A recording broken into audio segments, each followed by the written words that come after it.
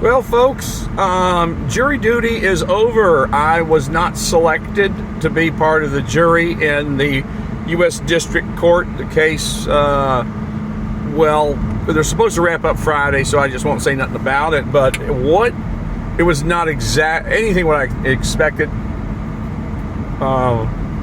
So I got there in the morning, and we're just about, I don't know, 50 of us. And we're filling out paperwork. It's just dead quiet, just like the MEP station before you ship out to boot camp, and no one's saying anything. And we finally and everyone in the room was just like average, everyday American, And then we get called up to the 10th floor, and they brought us all in. Everyone was super nice. Jeepers creepers, man. Just it was very professional, but. They might have been putting on an act, but they sure seemed like they sure waited for us all day. They couldn't wait to meet us, and the judge was great, super professional gal. She was awesome. Every juror prospective juror had to stand up and answer questions. What's your name?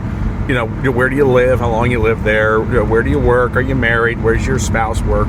And the judge always prodded for a little more. It was like she wanted to get to know them. Sure, she's a judge, she's got a job to do, but it was very welcoming, and they asked me if I had ever been on a jury before. So I'm standing in front of everybody like everyone else had to stand up, like some AA meeting, and said, have you been on a jury before? I said, oh, many times. She's like, well, could you clarify that? I said, well, I raised 3 kids. I was on a jury all the time. They was always guilty, and everyone laughed and had a good time with that. It was real nice to see that the court was just open for a little, just not goofing off, but a quick little laugh, and back it was to business. And so then I was one. It was like 27, 28 of us all together, and then I was like number 24. Then like half of them, they says, all right, y'all take a long 2-hour break. But you, Jamie, you're sitting with the rest of them. We're going to call you in by number, talk to y'all one by one. And, of course, I knew it was going to be the last. And so I was staying up there. And then we just started, me and the prospective juror, we just started to get to know each other, just talking. There's nothing else to do. Can't even bring your cell phone in there. So what do you got to do? You got to actually talk with people. I mean, goodness gracious, what a wonderful group of citizens I met today. Just great people. We had all different colors. We was all talking together as if like grew up together or something. I'm sentimental, so I always make things bigger than they are.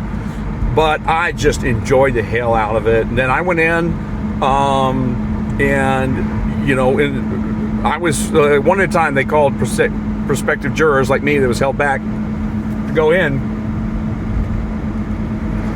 So behind me to my left was the defense table. Behind me to the right was the offense? Hell, I don't know. And the judge is right in front, and her staff and everything is asking me questions about biases and things. They were such great questions. And now at that time there, I actually had gone from, oh, please excuse me from this, to I was like, by the time I was in front of the judge, I wanted to be a part of this. And there were some questions, and I didn't lie. I said, and I actually really thought, and they weren't difficult questions, but there I was in the United States District Courthouse. What an honor.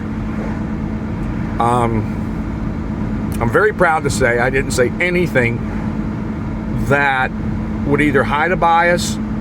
The case had nothing to do with race, religion, nothing like that. It had nothing to do with that.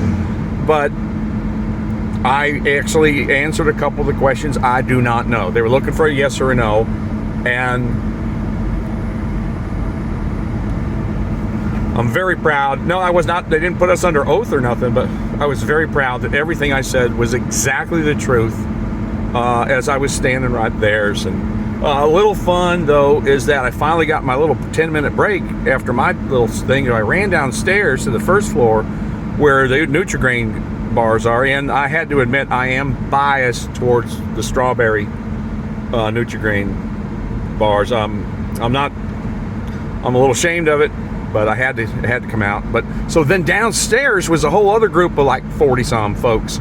They're in their quiet time, sitting in their timeout chairs, and I figured I'll have a little fun. So I was in the back of the room that's where they put the strawberry Nutri-Grain bars and the water. And I said, hey guys, I got it all figured out. So of course I got my big name tag that says proposed or prospective juror. I says, I just got back from the 10th floor. And I'm telling you, it was Colonel Mustard in the library with the candlestick holder. And the laughter, there's no way they could have predicted some chucklehead like me was going to come down there and lay that on there. And I said, no, I'm going back up there right now. I'm going right back up there. And to hear the laughter, and then my fellow, call them friends, like, dude, that was the funniest thing I've heard in a long time. And it was very upbeat. And then we did another break. Talk about the government working. Geez, a lot of breaks. But they finally called us all back in. And it was called out my number there's 27 of us. So 12 were on the jury, and I was one of, 75 that weren't chosen. And the walk out of the courthouse, walking with these fellow citizens, all of us were so proud to have been there, to have met each other. And then I found out that I'm actually released from jury duty this next term altogether, and I was kind of like hoping to come do it again. I was torn.